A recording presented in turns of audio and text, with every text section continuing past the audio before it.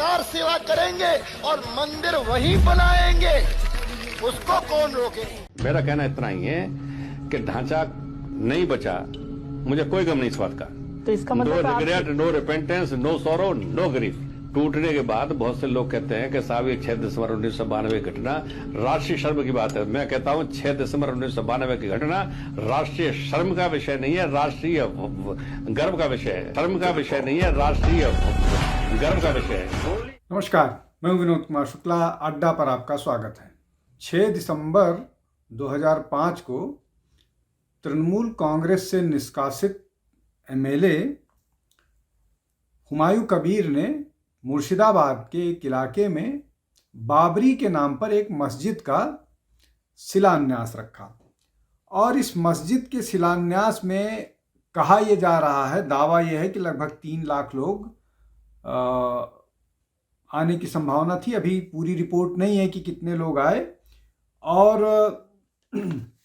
इसके अलावा इसके पूरे इंतजाम में लगभग 70 लाख के आसपास खर्च हुआ है। और ऐसा कहा जा रहा है, इस तरह का दावा है कि वहाँ पर एक बाबरी मस्जिद बनाई जाएगी, एक हॉस्पिटल बनाया जाएगा, एक शिक्षण संस्थान या मदरसा बनाया जाएगा और एक गेस्ट हाउस बनाया जाएगा। तो मैं यही बोलना चाहता हूँ, यहाँ शुद्ध मस्जिद नहीं बनेगी, हॉस्पिटल भी बनेगी, मेडिकल कॉलेज भी बनेगी, एक रेस्टोरेंट कम होटल भी बनेगी, एक पार्क भी बनेगी, एक हेलीकॉप्टर नामने के लिए एक हेलीपैड भी बनेगी। Total budget 300 crore, total budget 300 crore.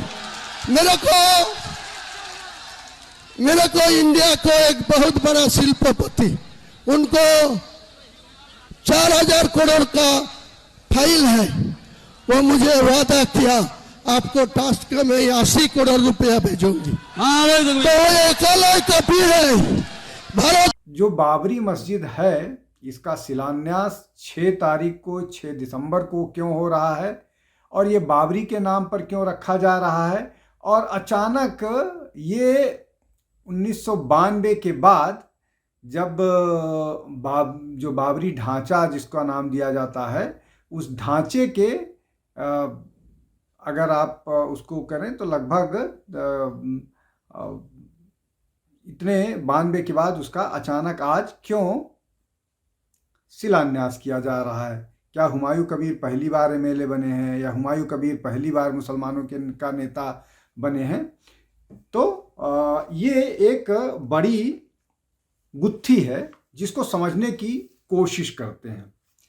92 से 2025 मतलब 25 साल ये और 8 साल उधर के, तो लगभग 33 साल के बाद हुमायूं कबीर जागे हैं और उन्होंने इसका एक शिलान्यास किया है। और इसमें 2 क्लैरिक्स जो हैं वो सऊदी अरब से आए हैं और लगभग 200-250 के आसपास मौलाना पूरे देश से आने का दावा किया जा रहा है।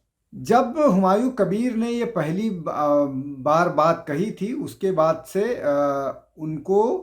उनके बारे में जो चूंकि वो तृणमूल कांग्रेस के एमएलए थे, तो उनके बाद इस तरह की बातें कही जा रही थी कि इसका तृणमूल कांग्रेस से कोई लेना देना नहीं है, ये हुमायूं कबीर की अपनी योजना है।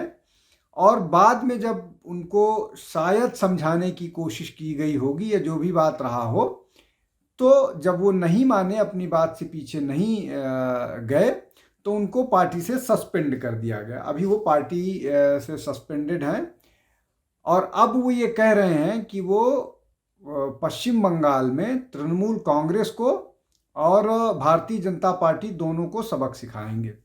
अब वो बात इसलिए कह रहे हैं कि वो जिस इलाके से आते हैं, मुर्शिदाबाद में लगभग 67%, 67% मुस्लिम हैं, मुस्लिम डोमिनेटेड कॉन्स्टिट्यूएंसी से वो चुनाव लड़ते हैं। और ये जो मुस्लिम अपीजमेंट है, इसको ममता बनर्जी लगातार बढ़ावा दे रही हैं। जब से उन्होंने एनडीए छोड़ा, एनडीए में जब तक थी तब तक वो बांग्लादेशी इन्फिल्ट्रेटर्स के लिए त्यागपत्र देती थी और सारे डाटा को जो है स्पीकर के मुंह पर फेंक कर संसद से बाहर निकल गई थी। लेकिन उसके बाद उनको लगा कि शायद वो रास्ता नहीं था जहाँ से वो मुख्यमंत्री पद के लिए पहुंच सकती थी। उनका किसी से कोई ये अगर कोई कहे कि वो पश्चिम बंगाल में कोई सुधार लाना चाहती थी, वो बंगालियों के लिए कुछ सुधार करना चाहती थी, वो मुसलमानों के लिए कुछ करना चाहती थी, तो ये सब ढोंग है, इससे कोई लेना देना नहीं। उनकी एकमात्र चाहत थी पश्चिम बंगाल के मुख्यमंत्री बनना। वो उसके उन्होंने जो भी कदम हो उठाया, उसमें चाहे पश्चिम बंगाल का नुकसान हुआ हो, वहाँ की जनता का नुकसान हुआ हो, मुसलमानों का नुकसान हुआ हो, प्रदेश का सत्यानाश हुआ, इससे उनको कोई लेना देना नहीं। और अभी भी वो उस पर कायम है, अभी भी वो उसी दिशा में काम करती हुई नजर आ रही। बात करते हैं हुमायूं कबीर को लेकर के जो बात है। अब इसमें दो चीज़ें बहुत स्पष्ट हैं। एक तो ये कि क्या हुमायूं कबीर ये जो कर रहे हैं, ये हुमायूं कबीर की इतनी बड़ी हैसियत है या उनके पास इतने संसाधन हैं कि वो जो चाह रहे हैं, जैसा करना चाह रहे हैं, वैसा कर पाएं? और क्या अगर सरकार चाहती तो उनको रोक नहीं पाती?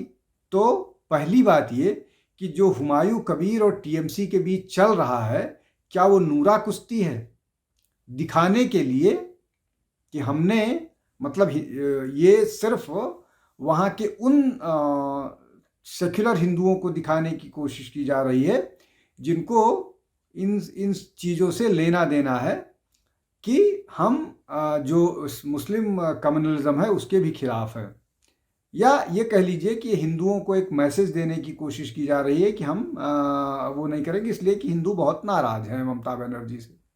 दूसरी तरफ ये है कि अब जो मुस्लिम नेता पश्चिम बंगाल के दावा करते हैं, उससे इतर अगर बात करें तो ऑफिशियली 2011 के हिसाब से 27% मुसलमान थे, जो अब लगभग 33-34% के आसपास, ये ममता बनर्जी या तृणमूल कांग्रेस का दावा है कि लगभग इतने के आसपास मुसलमान हैं।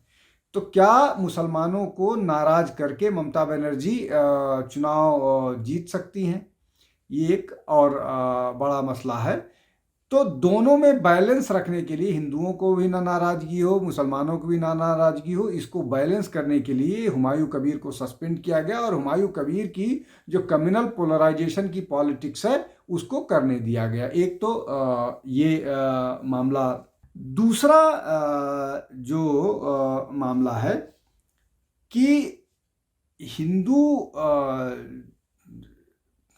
जो वोटर हैं उनको इसके बहाने पार्टी से निकाल करके ममता बनर्जी खुश करने की कोशिश करेंगे कि भाई हमने आपके बारे वो सोचा और इस तरह के आदमी को हमने सस्पेंड कर दिया। तो ये तो अभी इनिशियल तौर पर नज़र आ रहा है, इसलिए कि इसके पहले जो ममता बनर्जी की पूरी रणनीति थी SIR को लेकर के, वो नाकामयाब हुई और उसमें किन लोगों की नाराजगी हुई उस पर पहले बाद में चर्चा करेंगे। पहले इसको समझ लेते हैं।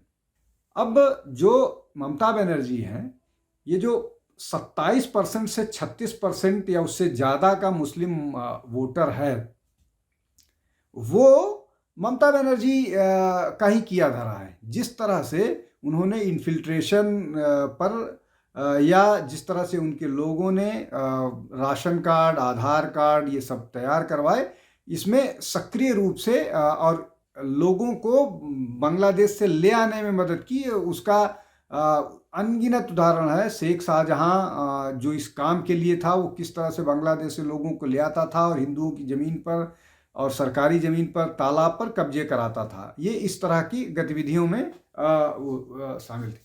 तो अब क्या कहीं ऐसी स्थिति तो पश्चिम बंगाल में नहीं हो गई है जहां पर चीज़ें ममता बनर्जी के हाथ में निकल गई है, जिसका डर लोग पहले से कहते रहे हैं कि इस अपीजमेंट के चक्कर में आज नहीं तो कल ऐसा हाल ना हो कि चीज़ें ममता बनर्जी के हाथ से भी निकल जाए।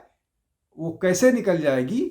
जिस पॉलिटिक्स या जिस राजनीति की बात जो रजाकरों की पार्टी है, ऑल इंडिया मजलिस इत्तेहादुल मुस्लिमीन, वो करती रही है कि मुसलमानों का नेतृत्व मुसलमानों के हाथ में।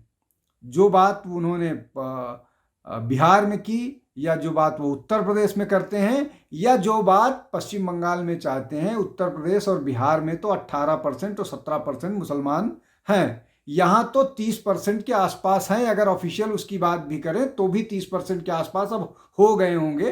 तो क्या अब ऐसी स्थिति हो गई है कि मुस्लिम नेता उन जगहों पर जहां पर वो अपने दम पर जीत सकते हैं चुनाव, वो ममता बनर्जी की बात नहीं सुनेंगे, या इस तरह का दबाव मुसलमान बनाएंगे जो ममता बनर्जी को मानना पड़ेगा। और बहुत सारी चीजें दिखी। शेख शाहजहां के बारे में सुप्रीम कोर्ट जाना उसी दबाव का हिस्सा था। अब आते हैं कि ममता को और ये बातें, ये दबाव लगातार चुनाव पर बनी रहेगी, चाहे वो टिकट को लेकर के हो, चाहे और योजनाओं को लेकर के हो, चाहे और कोई मामला हो। ये दबाव ममता बनर्जी पर बना रहेगा और ममता बनर्जी को मजबूरी में उस तरह का काम करना पड़ेगा। उनकी बहुत सारी योजनाएं हैं जो उसी तरह की हैं जो ममता बनर्जी को उनके ये जो मुस्लिम मतदाता हैं उन्होंने दबाव डाल करके कराया। अब क्या वो दबाव इस बार ज़्यादा बढ़ने वाला है? क्या वो दबाव इस बार ज़्यादा रहेगा ममता बनर्जी पर? ये तो इस पर हम लोग समीक्षा करते रहेंगे। लेकिन ये ऐसी परिस्थिति क्यों पैदा हुई जब ममता बनर्जी को हिंदू और मुसलमानों को बैलेंस करने के लिए मशक्कत करनी पड़ रही है? जिस तरह की घटनाएं हुई, विशेष रूप से जिस तरह से पोस्ट पोल किलिंग्स होती हैं, उसमें हिंदुओं को टारगेट किया जाता है, हिंदू लड़कियों को टारगेट किया जाता है, रेप की घटनाएं हुई, डॉक्टर्स के रेप और मर्डर हुए, कंगारू कोर्ट लगाए गए, शेख शाहजहां हिंदू महिलाओं को, टीएमसी की हिंदू कार्यकर्ताओं को बुला करके उस पर इस तरह का आरोप है कि वो उनका सेक्सुअल एक्सप्लॉयटेशन करता था, वो अभी गिरफ्त में है। ये सारी चीज़ें हैं। इस सब को लेकर के ममता बनर्जी की इमेज को बहुत धक्का लगा था।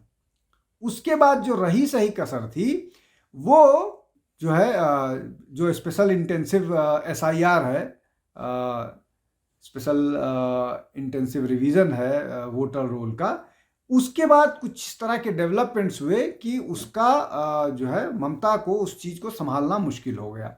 उसमें हुआ ये कि जब स्पेशल इंटेंसिव रिवीजन, जिसको वो कह रही थी कि NRC की तरह से काम करेगा, स्पेशल इंटेंसिव जब शुरू हुआ तो जो बांग्लादेशी हैं जिनके पास बहुत सारे डॉक्यूमेंट्स थे, वो भी इस डर से भारत छोड़ करके भागने लगे कि अगर उनके डॉक्यूमेंट्स वेरिफिकेशन में वो गलत पाए गए तो उन पर जो एक इमिग्रेशन वाला नया कानून 2025 में मोदी सरकार ने पास कराया है, उसके तहत 7 साल तक की जेल हो सकती है। और ये सारी चीज़ें जो है फैली और इसके कारण भगदड़ सी मची। जो लोग बॉर्डर्स के थ्रू जा रहे थे उनकी संख्या तो मान लीजिए बॉर्डर पर पहुंचने वाले 300, 400, 500 लोग दिन में होते थे, लेकिन जो इलीगल तरीके से भाग करके आए नदी के रास्ते, जो जहाँ जहाँ बॉर्डर फेंसिंग नहीं है जहाँ से भाग सकते थे, वो संख्या लाखों में थी। अब ये ज़्यादातर ऐसे लोग थे, इनमें बहुत बड़ी संख्या में ममता बनर्जी के वोटर थे और वो लोग थे जो फेक, जो वोटर्स, जो डेड लोग थे या जो लोग माइग्रेट कर जाते थे, ये उनके वोट पर वोट करने वाले लोग थे। ये जबरदस्ती उनका आई कार्ड या उनके नाम पर पर्ची लेकर के जाते थे और वोट करके आते थे। और चूंकि वहाँ पर पूरा कब्जा इनके लोगों का होता था, इनके कार्यकर्ताओं का होता था, टीएमसी के कार्यकर्ताओं का होता था, किसी की हिम्मत नहीं पड़ती थी कि इनको वोट देने से रोके। अब उनमें से बड़ी संख्या में लोग डर के मारे भाग रहे हैं। अगर वो बड़ी संख्या में डर के मारे भाग रहे हैं और अगर SIR में ये वोटर लिस्ट कम हो करके जो अभी तक आंकड़े आ रहे हैं वो बता रहे हैं कि मिनिमम 50 लाख के आसपास वोटर कम हो गए, वो संख्या 1 करोड़ तक भी जा सकती है। अगर ऐसी स्थिति बनती है तो ममता बनर्जी के लिए 2026 का विधानसभा चुनाव मुश्किल होने वाला है। ऐसा नहीं है कि SIR से बहुत फर्क पड़ेगा। जो भाजपा और तृणमूल कांग्रेस की जीत का अंतर था वो लगभग 50-55 लाख के आसपास था और नाराजगी अब बढ़ गई है ज़्यादा। जो बंगला सेंटिमेंट उन्होंने पिछले चुनाव में 2021 के चुनाव में बंगला सेंटिमेंट्स बार बार उभारा था, वो सेंटिमेंट अब इतना काम करेगा या नहीं करेगा इस पे डाउट इसलिए है कि तब हिंदुओं पर अत्याचारों का इस तरह का मामला नहीं था, इसलिए कि जो लोग ये मुर्शिदाबाद में बाबरी मस्जिद बनाने की बात कर रहे हैं, अभी वक्फ बिल के विरोध के दौरान वहां 5 लोगों की हत्या की गई और हिंदुओं के पानी तक काट दिए गए। तो ये जो कुल मिलाकर के स्थिति है, इन सब से पार पाना ममता बनर्जी के लिए मुश्किल हो रहा है। तो ये पूरी कोशिश है कि एक तो ये इस मामले को नूरा कुश्ती बनाया जाए, हुमायूं कबीर का इस्तेमाल किया जाए, और अगर सच में हुमायूं कबीर जैसे व्यक्ति ममता के खिलाफ खड़े हो गए हैं तो वोट का भी शायद बंटवारा हो, जिसको ममता बनर्जी के लिए रोक पाना मुश्किल हो। दूसरा ये कि ये जो SIR के नाम पर वोट इनके जा रहे हैं वो, प्लस हिंदू वोट की नाराजगी, हिंदू वोटर्स को खुश करने के लिए हुमायूं कबीर को दूर किया गया, इस तरह के मसले जो हैं वो पश्चिम बंगाल में लगातार चर्चा में है और बहुत जोर शोर से चर्चा में है, बहुत मजबूती के साथ चर्चा में है। ये लोग वहां पर अब बात करने लगे हैं और ममता बनर्जी का जो पॉपुलैरिटी ग्राफ है वो अपने सबसे निचले स्तर पर है, अपने सबसे निचले स्तर पर है, और वो अपने लोगों को समझा पाने में नाकामयाब हो रही है।